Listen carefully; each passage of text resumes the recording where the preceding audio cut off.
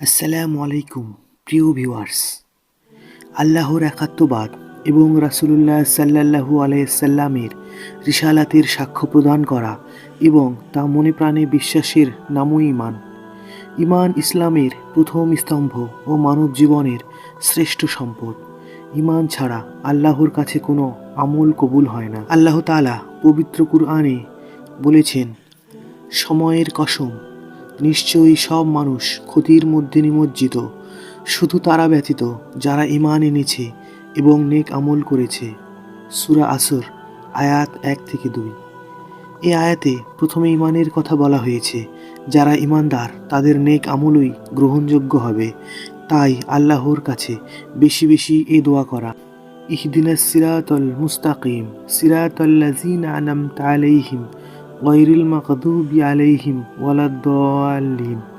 অর্থ, আমাদের সহজ সরল পথের হেদায়েত দিন, যে পথে চলা লোকদের উপর আপনি নিয়ামত দান করেছেন, অভিশপ্ত ও গুমরাহির পথ থেকে বিরত রাখেন। সুতরাং সঠিক ঈমান বা বিশ্বাসের উপর স্থির থাকা মুমিন মুসলমানের প্রথম কাজ। তাই ঈমানের উপর অটল থাকতে রয়েছে কিছু করণীয়, যা মানুষের দুনিয়া ও পরকালের জীবনে প্রশান্তি ও সৌভাগ্য বয়ে আনবে। আর এজন্য আল্লাহর কাছে সাহায্য চাইতে হবে।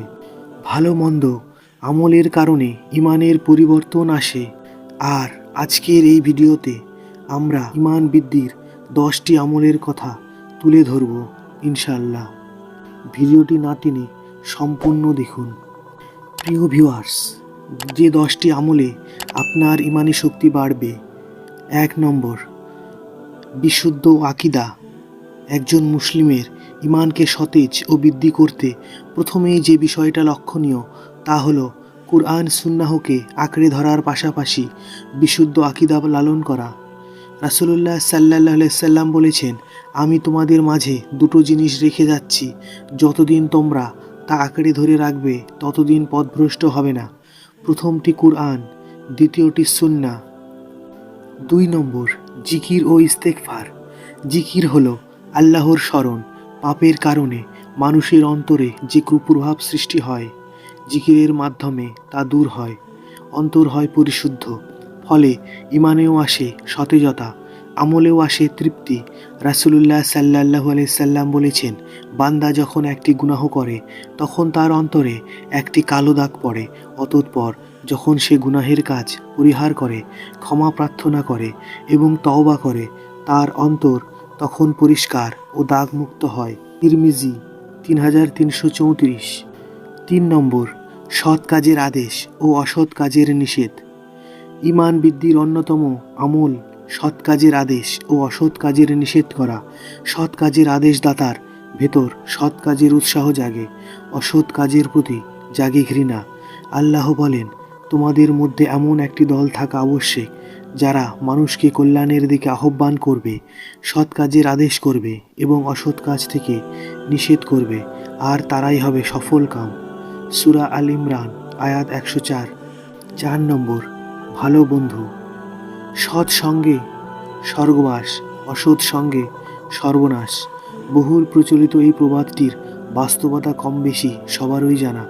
ভালো কিংবা সৎ বন্ধুর সংস্পর্শ মানুষকে ভালোর প্রতি উদ্বুদ্ধ করে, নেক কাজে ধাবিত করে। রাসূলুল্লাহ সাল্লাল্লাহু আলাইহি সাল্লাম বলেছেন, মানুষ তার বন্ধুর আদর্শে গড়ে ওঠে। অতএব তোমাদের প্রত্যেকের বিবেচনা করে দেখা উচিত সে কার সঙ্গে বন্ধুত্ব স্থাপন করেছে। তিরমিজি হাদিস 2378।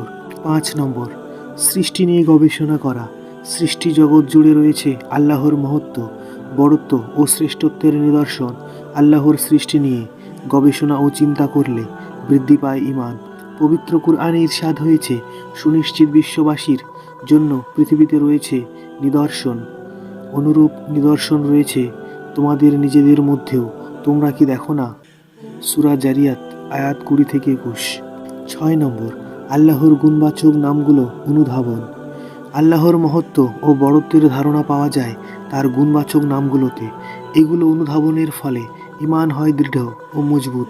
তাই আল্লাহর গুণবাচক নামগুলো জানা, মুখস্থ করা ও অর্থ বুঝে অনুধাবন করা উচিত।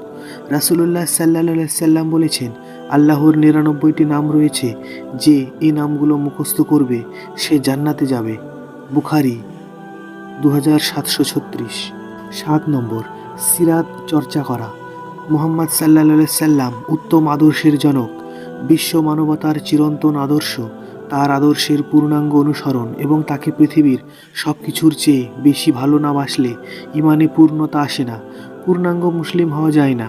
রাসূলুল্লাহ সাল্লাল্লাহু সাল্লাম বলেছেন, সে সত্তার কসম যার হাতে আমার জীবন, তোমাদের কেউ পরিপূর্ণ ইমানদার হতে পারবে না যতক্ষণ পর্যন্ত আমি তার কাছে তার মাতা পিতা, সন্তান ও সকল মানুষ অপেক্ষা অধিক প্রিয় না হই। বুখারী হাদিস 1415। ৮ নম্বর, কুরআন তিলাওয়াত। কুরআন রাসূলুল্লাহ সাল্লাল্লাহু সাল্লামের জীবন্ত মুজিজা বা অলৌকিক নিদর্শন। কুরআনের রয়েছে অলৌকিক শক্তি। তা পাঠকালে ব্যক্তি নিজেই অনুভব করতে পারে তার ভেতরের ব্যাপক পরিবর্তন। কুরআন পাঠ ও শ্রবণে মানুষের ঈমান বৃদ্ধি পায়। আল্লাহ তাআলা বলেন, যখন তাদের সামনে কুরআনের আয়াত তেলাওয়াত করা হয় তখন তাদের ঈমান বৃদ্ধি পায়। সূরা আনফাল আয়াত ২। ৯ নম্বর, হালাল উপার্জন। ঈমান বৃদ্ধির জন্য হালাল উপার্জন গুরুত্বপূর্ণ।